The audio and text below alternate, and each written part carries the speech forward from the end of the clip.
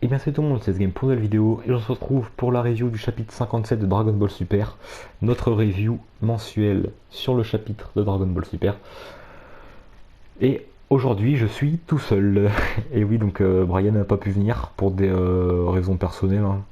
Et voilà, donc cette fois je serai tout seul, je sais que vous devez préférer forcément un 2, c'est plus sympa. Mais bon pour cette fois ça sera tout seul. Comme lors de la dernière fois que c'est arrivé, c'était lors du chapitre 50, où j'étais également tout seul, et bah voilà. Mais bon, pour la prochaine fois, ça devrait aller, il devrait être là, donc voilà. Bref, comme je vous préviens en chaque début de review, enfin comme toutes les reviews quoi, cette vidéo est un podcast, enfin en gros, c'est juste à écouter, puisque l'image que vous voyez actuellement sur votre écran, ça bougera jamais, ce sera toujours cette image. Donc c'est pour ça que je vous conseille de faire quelque chose à côté pendant que vous écoutez la vidéo. C'est-à-dire, je sais pas, vous jouez aux jeux vidéo, vous lisez un manga, et puis vous écoutez tout simplement. Ça c'est après vous faites comme vous voulez, mais c'est juste un conseil pour pas vous ennuyer devant la vidéo. Donc voilà. Bref, donc on va commencer. Donc moi, je vous explique ma méthode pour ceux qui prennent les reviews en cours de route.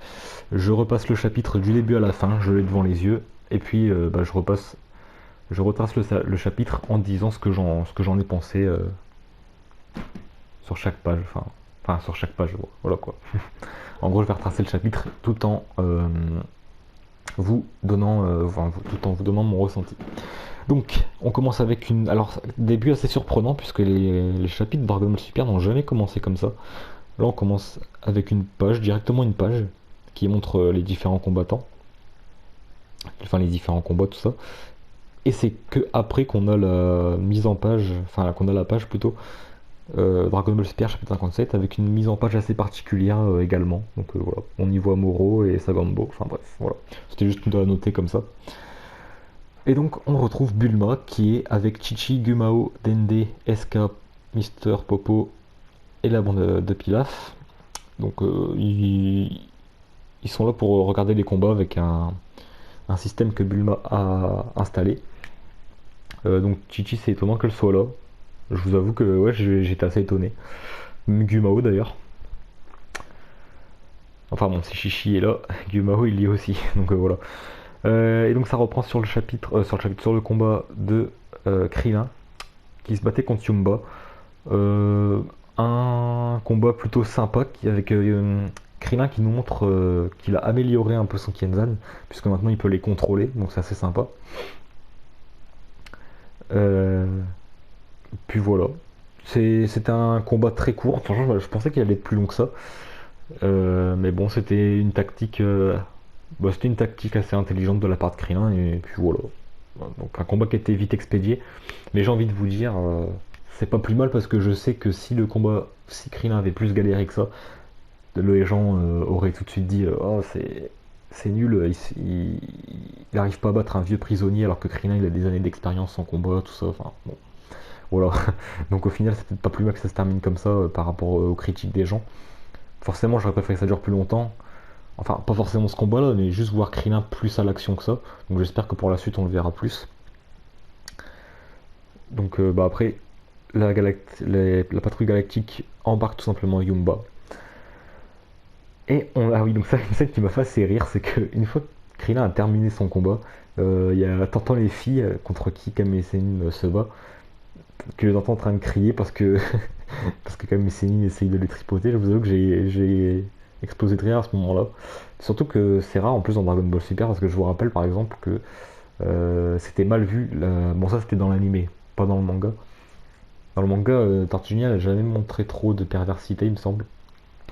C'est plutôt dans l'animé, je sais pas si vous vous souvenez, dans le petit filer avec Yurine, donc qui est une élève de Tenchinan, si je me souviens bien, ça date donc je suis plus très sûr. Et puis en fait, cet épisode avait été mal pris parce qu'en fait, Tortue Géniale, bah voilà quoi, il a fait du Tortue Génial tout simplement. Et puis le CSA avait censuré ou je sais plus trop quoi, enfin il y avait une polémique avec ça. Alors que c'est le personnage de Tortue Génial quoi, bon forcément maintenant tu peux plus rien faire, tu peux plus rien dire. Donc forcément. Ça a été mal vu et je pensais que du coup le Tortue Géniale comme ça allait être fini. Et puis au final non, dans le manga c'est ce qu'ils ont fait. C'est Tortue Géniale quoi. Dans l'anime ça arrivera certainement plus mais bon. Ou plus léger en tout cas, enfin bref. C'était juste petite parenthèse comme ça. Donc Krillin rejoint Kame Sennin. Puis ensuite on va sur un combat qui m'intéressait beaucoup. C'était Tenshinhan et Chaozu contre le Metalman, donc qui est de la même race que Magetta. Sauf que je sais pas pourquoi je vous ai dit sauf que, mais voilà. Donc j'étais très impatient de voir ce combat parce que Tenshinhan, pour ceux qui ne le savent pas, c'est mon personnage, enfin c'est l'un de mes personnages préférés. Il est dans mon top 5. Et j'étais content de revoir Tenshinhan à l'action, surtout que dans le manga il était très maltraité. Et parce que c'est pour ça qu'ils ont vraiment lu le manga, même dans le tournoi du pouvoir, il s'est fait éjecter dès le début. Et Krillin avec, d'ailleurs c'est pour ça que j'ai oublié d'en parler, Krillin. Mais même Krillin c'est cool au moins de la revue en action, puisque dans DBS le manga on n'a jamais vu à part se faire ridiculiser au tournoi, tout comme Tenshinhan. Donc là ça fait plaisir de voir Tenshinhan aussi se battre avec Chaozu. D'ailleurs en parlant de Chaozu, il y a eu quelque chose d'assez historique, j'en reparlerai après. Donc bref, Tenshinhan continue son combat et c'est là que Chaozu, si c'est Chaozu lui, qui dit hey, attends c'est comme Magetta. Donc pour le neutraliser il suffit de l'insulter. Donc c'est ce qu'il s'apprêtait à faire. Et là, chose assez marrante, c'est que Tenshinhan était incapable de l'insulter. Et quand il l'insultait, c'était des trucs pourris, genre tête de caillou, enfin des trucs comme ça quoi. Et je dis que je trouve ça assez marrant parce que je vous rappelle quand même que Tenshinhan au tout début de Dragon Ball, dans ses premières apparitions, c'était un sacré FDP quand même. Le mec, justement, il se gênait pas pour insulter, pour humilier les autres. Il a même cassé la jambe de Yamcha alors que c'était pas nécessaire au Tenkaichi Budokai. Et alors que c'était un gros bâtard. Donc c'est pour ça que maintenant le voir comme ça, limite même plus capable d'insulter, il en sueur dès que tu lui demandes d'insulter. Ça fait vraiment bizarre. Hein. Enfin, ça fait vraiment bizarre. C'est là que tu te dis que, tu vois, on parle de Vegeta. De Vegeta et de Piccolo, mais en vrai Tenshinhan lui c'est bon, c'est moins extrême forcément, mais je veux dire il a évolué aussi parce que voilà quoi, c'est devenu quelqu'un de plus respectable, plus poli, tout ça, enfin voilà quoi. Au point qu'il est incapable d'insulter quelqu'un. Et que limite quand il insulte, même quand c'est des insultes de merde, genre tête de caillou, euh, il a limite du mal à le sortir, tu sais. Enfin voilà. Et donc vu qu'il n'y arrivait pas parce que c'était des insultes qui ne correspondaient pas au Metalman. J'appelle Metalman parce que je me souviens pas encore de son nom. Les noms ont été dévoilés dans ce chapitre-là, donc le temps que je m'habitue au nom. Moi, je suis quelqu'un qui retient bien les noms, donc bon là vu que c'était dans ce chapitre et que c'était seulement dans ce chapitre-là, je les ai pas encore retenus. Alors, ça va me prendre un petit peu de temps. Et une fois que j'aurai relu plusieurs fois le chapitre et puis tout ça. Enfin bref, voilà. Donc c'était des insultes qui ne correspondaient pas parce que genre c'était ouais mais tu le dis Grota sauf que lui enfin Grota d'une demi-tonne sauf que lui il pèse plus d'une demi-tonne, enfin tu vois des trucs comme ça. Donc voilà, c'est pour ça que ça ne l'atteignait pas. Et puis c'est là que t'as Chaozu dit bon c'est bon Tenshinhan t'es incapable d'insulter, donc là il nous sort un hey sale poulpe. Bon j'ai fait ok d'accord, bon, il est pas mieux que Tenshinhan finalement. Et puis là il nous sort un ah sale gros tas de ferraille de merde, un truc comme ça. Et là je vous avoue que ça m'a surpris. D'ailleurs si vous me suivez sur Twitter j'avais mis un petit tweet sur ça. Et donc là le Metalman est neutralisé. Donc ce qui fait que le combat est fini. Donc ce que j'en pense. Je trouve ça dommage mais en même temps logique. Et je dirais tant mieux. Parce que vous voyez, forcément j'aurais préféré un vrai combat avec Tenshinhan, parce que voilà, comme je vous dis, c'est un de mes personnages préférés, donc j'aurais voulu vraiment qu'il ait un nouveau vrai combat. Sauf que, là forcément, Metalman, tu l'insultes, il est KO, donc il fallait pas faire un vrai combat. Vous voyez, parce que sinon on aurait dit, ah mais il a juste à l'insulter, il l'aurait battu, ça sert à rien de faire un combat, enfin, voilà quoi. C'était la chose la plus intelligente à faire. C'est ça que je veux dire. Et puis tout ça, j'en parlerai plus tard de toute façon, au niveau de tous les combats, des combats globaux, j'en parlerai à la fin.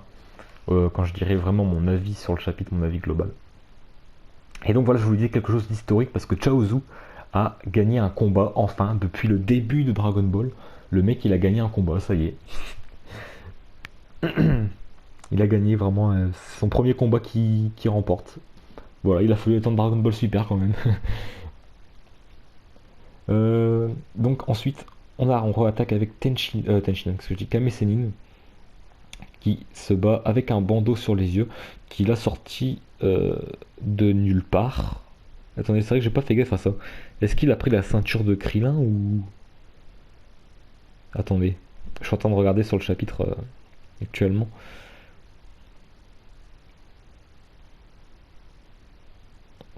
Ouais, c'est pour ça que je vous dis, faites quelque chose pendant que vous écoutez, parce qu'il y a des petits moments comme ça. C'est vraiment tranquille. Ah non, donc Kamessin a pris sa propre ceinture. Parce qu'en fait, j'avais pas fait gaffe qu'il en avait une. Donc il a pris sa ceinture pour se bander les yeux et nous sortir son fameux Ultra Instinct. Hein, on peut l'appeler comme ça. Alors, moi, ce que je pense de ça. Bon, déjà, je pense qu'on est tous d'accord pour au niveau du tournoi du pouvoir. Excusez-moi. On est tous d'accord pour dire que c'était n'importe quoi. Et j'avais envie qu'ils oublient ça, qu'ils fassent comme si c'était jamais arrivé. Et non, finalement, on nous en reparle dans ce chapitre, avec Rena qui dit hey, mais pourquoi vous ressortez pas votre technique que vous avez fait face à Jiren. Euh... Bah voilà. Moi j'aurais préféré qu'on en reparle plus de ça. Parce que franchement, c'est n'importe quoi, genre. Bon, tout le monde le dit, donc vous savez ce que je vais dire la même chose, mais le mec, ça fait depuis le Dragon Ball, donc vraiment la saga, ouais, quand Goku était petit, c'est à ce moment-là qu'il s'est dit, oh moi je me bats plus, ça y est, c'est fini. C'était à la fin du 22e Tenkaichi Budokai, si je dis pas de bêtises, je suis plus très sûr. Mais voilà, c'est là il avait dit, oh, je prends ma retraite, il avait dit j'arrête de me battre, c'est bon, je participe plus au tournoi. Bon, il y avait participé au 22e, hein, je sais, mais justement c'est après qu'il le dit. Euh, Et donc le mec, bah, depuis tout ce temps, jusqu'à DBS, il s'était pas rebattu. Et pourtant le mec, dans le tournoi du pouvoir, que ce soit l'animé ou le manga, il a fait des trucs de ouf. Bon, enfin voilà, surtout dans l'animé, il a niqué pas mal d'adversaires. Mais encore, ça passait mieux dans l'animé parce que franchement, dans le manga, faire en sorte que le mec tient tête à Jiren avec des esquives, genre un ultra instinct, faut pas abuser non plus, quoi. Euh, donc voilà, j'aurais préféré qu'on en reparle plus, et puis au final, bah, il nous a ressorti ça. Donc, bah, mauvaise chose, hein. Franchement, c'est n'importe quoi, tout simplement. Y a rien d'autre à dire, c'est n'importe quoi.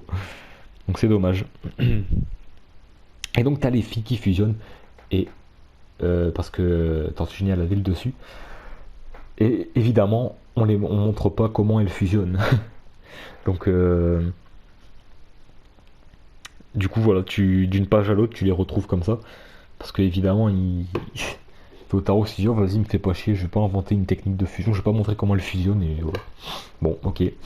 Si une adaptation animée, ça serait bien de le montrer. Bon, forcément, c'est pas important, on s'en fout un peu, mais bon, c'est un peu dommage quand même, quoi. Donc bah voilà, là elle commence à reprendre le dessus, elle défonce complètement Krillin et Tortue Géniale. Et d'ailleurs, elle est devenue un peu géante, enfin, elle est horrible comme femme, hein.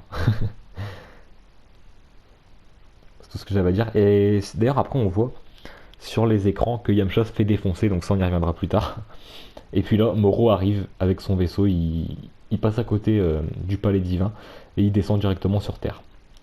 Pendant ce temps-là, le temps qu'il descend, C17 se bat contre Seven Three et C18 contre Shimoleka, donc ils ont le dessus, ils sont en train de les éclater clairement.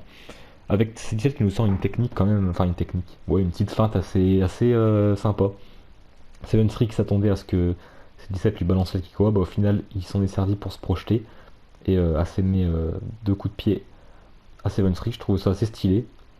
Mais le soutien avec ce combat, si on peut appeler ça comme ça, franchement je m'attendais à mieux. Parce que dans le chapitre précédent, on voyait, je pensais qu'ils allaient faire un gros combat entre C17 et Seven Three. Et au final non. Au final, hop, il donne deux coups de pied. C18 elle fout un coup de poing à Shimoleka et puis ça y est, c'est fini. Moro arrive. Donc j'aurais préféré un combat. Enfin, en fait, ça avance, mais un peu trop, ça avance un peu trop quand même. Bon, vous allez me dire, ah, mais attends, dans le dernier chapitre, tu disais que c'était trop long, qu'il se passait rien. Bah justement, dans ce chapitre, j'aurais voulu, enfin, quitte à ce que ça avance pas, bah, que les combats soient plus montrés, quoi. Mais tout ça, j'en reparlerai à la fin de toute façon. Donc Moro arrive, euh, Seven Three est complètement en PLS, clairement. Et une case d'ailleurs qui rappelle, je sais pas si Totaro s'en est directement inspiré ou si c'est, enfin, si c'était, si c'est une coïncidence ou si c'est intentionnel, volontaire quoi. Mais Moro qui tient la tête de Seven Three comme ça ressemble tellement à la case dans Dragon Ball de Piccolo Daimao qui tient la tête de Tenshinhan. Genre ils font les mêmes expressions faciales et tout ça. Enfin voilà. Je sais pas, bon après on sait que Totaro il reprend pas mal de trucs. Ça me dérange pas forcément, puis il y en a parfois ils abusent, genre juste parce que t'as un personnage qui ressort de l'eau, ça y est, ça ressemble à Goku qui sort de l'eau dans Dragon Ball, bon faut pas abuser quoi. Mais par contre moi ça m'a jamais dérangé. Donc ah oui, donc chose assez intéressante, Moro dit qu'il aura besoin de Seven Three. Donc Seven Three on peut se dire que c'est pas terminé encore, je sais pas, je sais vraiment pas ce qu'il va faire encore avec lui, mais j'ai hâte de découvrir ce qu'il prépare avec lui. Voilà. Donc ensuite, petite discussion avec Moro qui dit oh bah dis donc c'est des puissants qui tout ça, ça serait con de tout bouffer d'un coup, enfin voilà quoi. Donc bah, il va prendre son temps évidemment, hein. Et il donne de la puissance à Sagambo qui devient Mastoc. Donc il a l'air d'en avoir donné pas mal. Et là, c'est à partir de ce moment-là que j'ai commencé à plus trop apprécier le chapitre. J'aimais bien, ça passait encore au début, mais là, là, j'étais un peu déçu. J'ai trouvé ça complètement bizarre venant de Dragon Ball, un truc comme ça, genre. Bon, Sagambo fonce sur C17. Bon, C17, il essaye de le repousser. Alors d'accord, mais pourquoi c'est. Qu'est-ce que tu fais C18? Pourquoi tu le tiens? Genre, ça va faire quoi? Ça fait quoi que C17 ça va se repousser? Tu sais, c'est pas comme s'il y avait un trou derrière eux, tu sais. Qu'est-ce qu'on s'en fout que C17 se fasse repousser? Pourquoi elle le. Pourquoi elle l'amortit ou elle essaye de le pousser? C'est quoi le délire là? Et puis c'est pareil, après, tout le monde se jette sur sa combo, donc Piccolo, Gohan et Jaco. Ils foncent tous sur lui, et ils essaient de le repousser, ils le tiennent. Euh, Pourquoi vous faites ça? J'ai pas compris, on est pas dans Naruto, on n'est pas dans. Enfin, je sais pas, mais. Je dis Naruto parce que je sais pas pourquoi ça m'a fait penser à la scène à l'examen des Chunin, je crois que c'était. Je sais plus, je sais plus. Quand il y a tous les. Genre Kurenai, Kakashi, tout ça qui tiennent Neji parce qu'il était à deux doigts de tuer Hinata. Enfin, vous voyez, ça m'a fait penser à ça, genre qu'ils se mettent tous sur lui, tu sais, pour arrêter. Donc, j'ai pensé à ça, mais je me suis dit, mais attends, mais on est dans Dragon Ball là, pourquoi ils font ça? Enfin, ça sert à quoi de faire ça?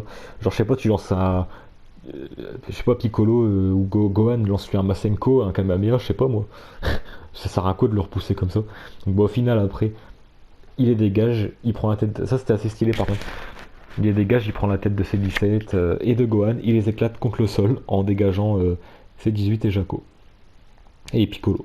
Donc ça c'était stylé. Mais franchement c'était vraiment bizarre, je sais pas ce qui. Je sais pas ce que Totaro a voulu faire là, mais ok. Et donc bah, Tenshinhan se barre, hein, il a vaincu son adversaire, tout ça. Enfin Chaozu l'a vaincu. Et il croise Yamcha en train de se faire défoncer. Bon, autant vous dire que là ça m'a pas fait plaisir parce que Yamcha revient, on était content, on s'est dit allez, cette fois c'est le moment de le mettre en avant, qu'il batte un ennemi. Bon, il a battu 3 randoms la dernière fois. Donc là il avait son propre ennemi et bah, il se fait défoncer. Bon, quand j'ai vu ça j'ai fait vas-y, allez, il continue à faire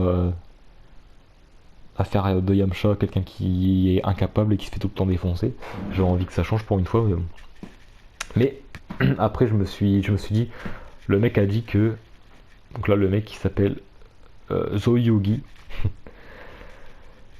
Il dit qu'il est plus fort que les autres prisonniers. Et puis qu'il est, je sais plus, il avait dit son grade, je crois. Mais bref, en tout cas, il a rien à voir avec les autres prisonniers. Donc je me suis dit, bon, au moins, il a l'air plus puissant. Et donc ça promet un combat, genre, en espérant qu'il soit pas rushé, ça promet un combat assez stylé peut-être. Un bon combat entre Tenshinhan et Yamcha contre ce personnage. Et donc j'ai hâte de voir ça en espérant que ce soit pas rushé. Ensuite, donc là il y a Kame Sennin et Krillin se font tellement défoncer qu'ils se cachent carrément derrière un rocher. Bon, ok. Je sais pas trop quoi penser. Non, franchement, je sais pas. Je sais bien qu'ils se font défoncer, mais bon, tu vas pas me dire qu'ils sont pas capables de battre une grosse. Soit parce qu'elle est géante, tout ça, que voilà quoi. Elle a pas l'air d'avoir de pouvoir particulier en plus. Donc, ouais. En tout cas, Kame Sennin, elle a très mal en point, c'est vrai, mais bon. Ensuite, Goku, il a repris la route, il est dans le vaisseau de la patrouille galactique. Et donc, il sent les ki diminuer. Il voit Gohan, enfin, il sent Gohan se faire défoncer. Tenshinhan, pareil, qui se fait défoncer par le mec encore de tout à l'heure. Et Krillin qui, comme par hasard, il se dit oh, je sens que Goku arrive.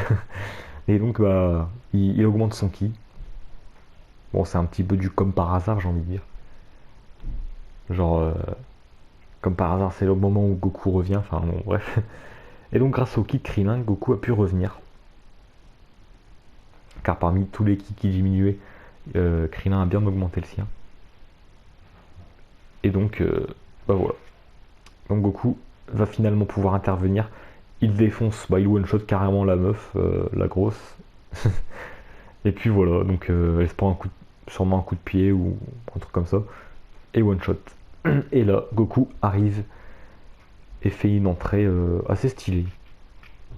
Donc voilà. Bon. Maintenant, je vais dire mon avis sur le chapitre global.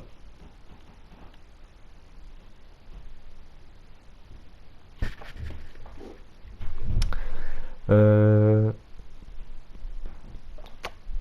Par quoi que devrais-je commencer?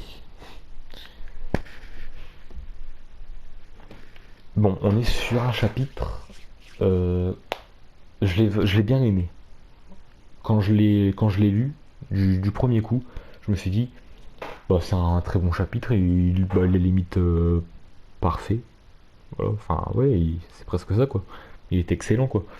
Et avec du recul, c'est vrai que je me suis dit. Et puis au vu des critiques, enfin ouais, des critiques de certains qui m'ont fait prendre conscience de ça justement, bah il n'y a pas de tension. C'est ça le souci. Donc d'accord, Goku il arrive.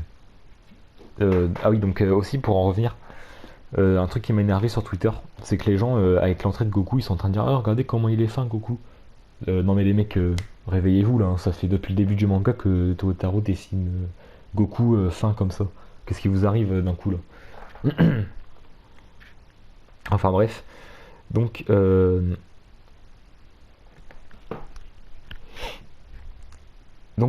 la dernière page, moi j'ai trouvé stylé. Ça m'a rappelé les entrées bah, de Goku quand il arrive au dernier moment, ça m'a rappelé celle sur Namek. Bon, forcément, le contexte est beaucoup moins stylé et tout ça. Et c'est moins beau surtout. Mais c'était pas mal. Et puis, bon, bref, voilà. C'était pour vous parler de la dernière page. Sinon, vraiment, autour du chapitre, voilà, le problème c'est qu'il n'y a pas de tension. On est dans Dragon Ball. L'humour, ça a une place importante. Je le sais bien. Et c'est pour ça, c'est quelque chose de naturel en Dragon Ball, l'humour. Et c'est pour ça qu'au premier abord, euh, à la première lecture, j'ai pas trouvé forcément de défaut. Mais c'est vrai que quand on y pense, on est quand même dans un arc, on entre dans la phase finale de l'arc quand même, hein. On approche du combat final, certes c'est pas le combat final, puisque le combat final ce sera Moro contre Goku ou Vegeta, ou bien les deux. Mais quand même, c'est quand même la fin d'un arc presque. Enfin, c'est même la mise en avant de Krillin, tout ça. Je veux dire, par exemple, comme beaucoup de gens prennent l'exemple avec cet arc-là, l'arc Saiyan, avant que Goku il arrive, et ils étaient complètement dans la merde, ils se laissent faire tuer quoi. Et là non. Là, il y a eu de l'humour, ça c'est bien. Et voilà, comme je l'ai dit, on est quand même dans une phase importante de l'arc. Donc l'humour, d'accord, Dragon Ball, il y en a, c'est important, c'est bien. Mais il y a des moments pour l'humour. C'est-à-dire, il y a des moments où il faut être sérieux, bah faut être sérieux, quoi. Bah comme avant, quoi. Comme, je sais pas, l'arc Freezer. Bon, l'arc Freezer, il n'y a pas d'humour, donc...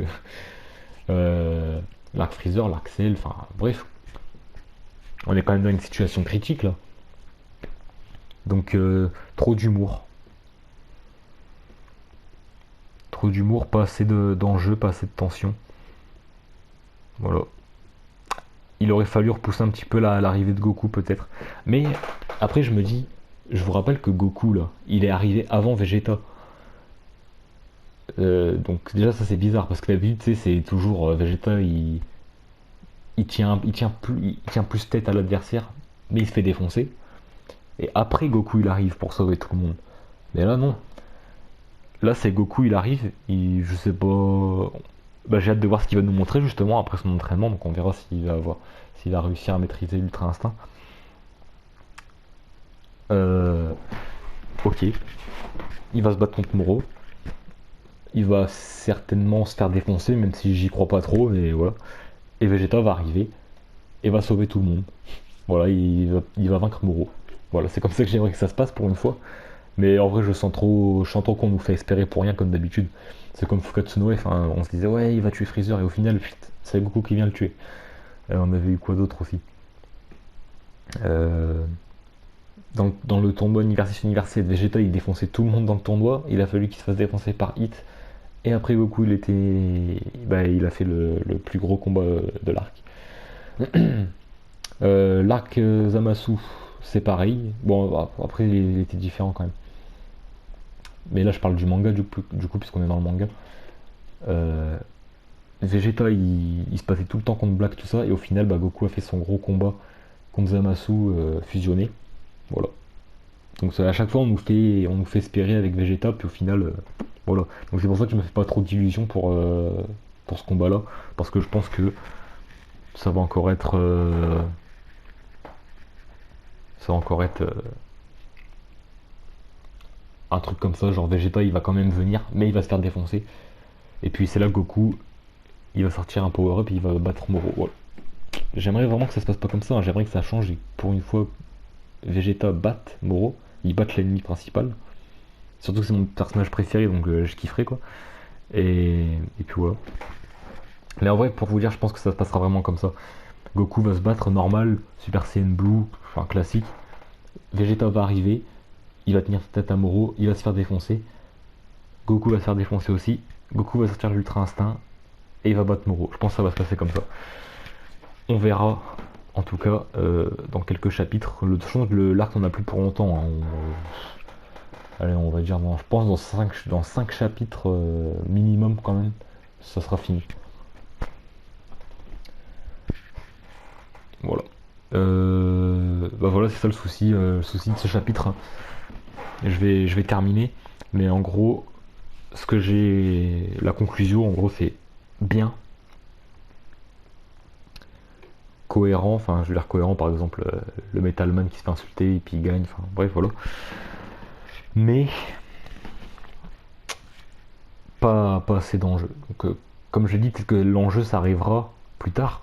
Genre imaginons euh, Krillin, tout ça, enfin tout le monde se fait défoncer, ils sont au bord de la mort, et là Vegeta arrive. Mais j'y crois pas trop. Voilà, donc on verra. Pour changer ce serait bien, mais bon voilà. Bref, donc pour ce chapitre, je mets toujours une note, donc désolé si je me répète, hein, je sais que là, je suis vraiment en train de beaucoup me répéter. J'essaye d'améliorer un petit peu, de m'améliorer un petit peu sur les reviews comme ça, puis en plus c'est pas simple, là je suis tout seul comparé à d'habitude.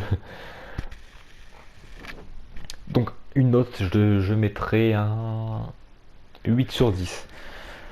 Donc j'enlève quand même 2 points pour le manque d'enjeu et la performance de Toyotaro. Donc, parce que Toyotaro, j'ai vraiment du mal. Je préférais vraiment son style d'avant. Maintenant, non. Non, son style, j'arrive pas trop. Je m'y fais. Non, voilà. Autant avant j'aimais bien, hein. Allez voir dans les premiers tomes de DBS, c'était pas pareil. Il avait un style plus arrondi, plus Toriyamesque, j'ai envie de dire. Il était pas non plus près de Toriyama, attention. Mais, je sais pas, son style plus arrondi était mieux.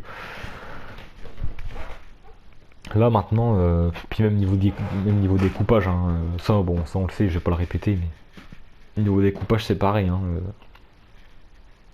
ça le fait pas du tout. Donc voilà. Mais bon, ça, c'est comme tous les chapitres, enfin, bref. Donc voilà, j'espère que j'étais assez clair au niveau de mon avis, parce que j'ai pas mal bafouillé et tout ça. Et voilà, moi je vous dis à la prochaine, on se revoit pour de prochaines vidéos. La prochaine review, il y aura Brian cette fois-ci, vous inquiétez pas. Et voilà, moi je vous dis à la prochaine, salut!